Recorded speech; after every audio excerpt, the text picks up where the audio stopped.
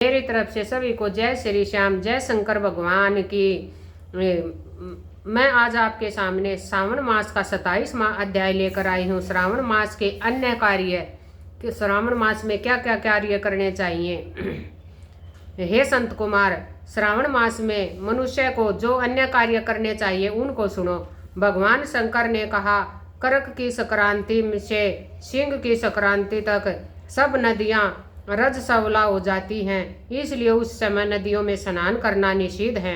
समुद्र में गिरने वाली नदियों में स्नान कर सकते हैं, इसमें कोई दोष नहीं लगता। कुछ महर्षियों का कहना है कि करक संक्रांति से दक्षिण दिशा में स्थित भगवान अगस्त्य के उदय काल तक नदियां रजस्वला रहती है। ग्रीष्म ऋतु में भूमि पर जो नदियां सूख जाती हैं वे भी रजस्वला रहती हैं। अपने आप जिन नदियों की गति 32 हाथ न हो उन नदियों में वर्षा ऋतु के में 10 दिन तक स्नान नहीं करना चाहिए। उन नदियों को नदी न कहकर गरत शब्द से पुकारे। करक संक्रांति के आरंभ में महानदियां रजस्वला होती हैं। जिस प्रकार स्त्रियां 3 दिन तक अपवित्र रहती हैं, उसी प्रकार महानदियां भी 3 दिन तक अपवित्र रहकर चौथे दिन पवित्र हो जाती हैं। गोदावरी, भागीरथी, वेणिका, तुंगभद्रा, पयोष्ठी और तापी ये 6 नदियां विंध्य पर्वत के दक्षिण में बहती हैं। सरस्वती, यमुना, नर्मदा, गंगा, विशोका तथा वित्सता ये 6 महानदियां विंध्य पर्वत के ऊपर बहती हैं।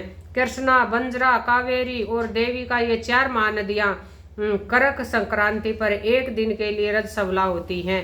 करक संक्रांति से गौतमी नदी 3 दिन रजस्वला रहती है। सरस्वती, पलक्सधारा, यमुना, भागीरथी, नर्मदा, सरयू, सिंधु, सती, चंद्रभागा ये 9 नदियां और नद नाम से विख्यात सोन, हिरण्य, सिंधु, कोकिल, शतरुद्र,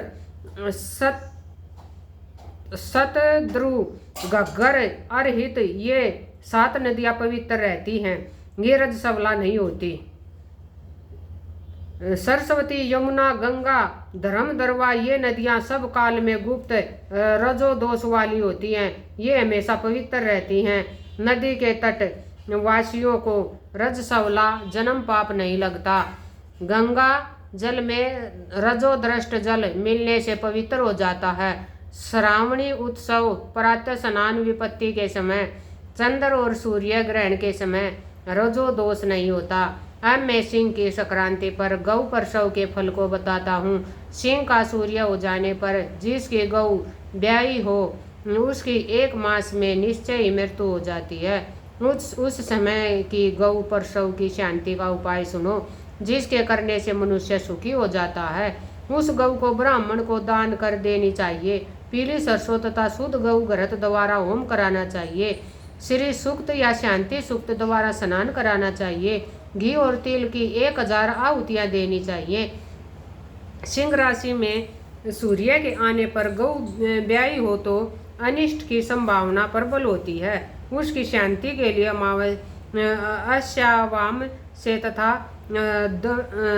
तद्विष्णु मंत्र से तिल से घी द्वारा 108 होम करने चाहिए तथा मृत्युंजय विधान द्वारा 10,000 हवन करना चाहिए। ऐसा करने से मनुष्य को किसी प्रकार का भय नहीं सताता। यदि श्रावण मास में घोड़ी ब्याही हो तो शांति यज्ञ करने से दोष मिट जाता है। अब तुम श्रावण मास में करक या सिंह की संक्रांति होने से शुभप्रद दान के संबंध में सुनो।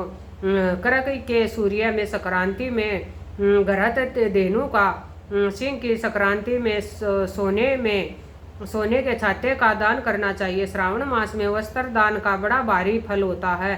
श्रावण मास में भगवान श्री हरि की प्रीति के लिए साधक को घृत कुंभ, घृत धेनु तथा फलों का दान करना चाहिए। अन्य महीनों की अपेक्षा इस महीने में किया गया दान अक्षय फल प्रदान करता है।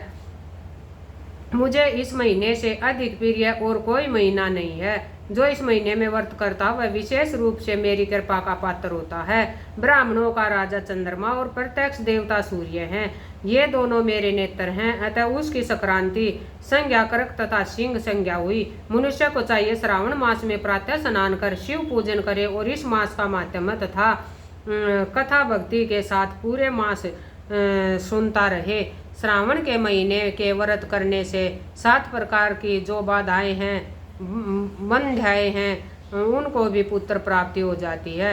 इस महीने में श्री व्यास जी की भी पूजा करनी चाहिए। जिसने श्री वेद व्यास जी को प्रसन्न कर लिया उसने मानो मुझे प्रसन्न कर लिया। जो श्रावण मास का माध्यम सुनकर भगवान वेद व्यास का पूजन नहीं करता, यमराज उसके कान काट कर बहरा बना देते हैं। इसलिए इस माध्यम में श्री वेद व्यास जी की पूजा अवश्य करनी चाहिए। जो व्यक्ति भक्ति पूर्वक इस श्रावण मास के माध्यम को पढ़ता, सुनता या सुनाता है उसको महान पुण्य की प्राप्ति होती है। बोल शंकर भगवान की जय हो। श्रावण मास का 27वां अध्याय संपूर्ण।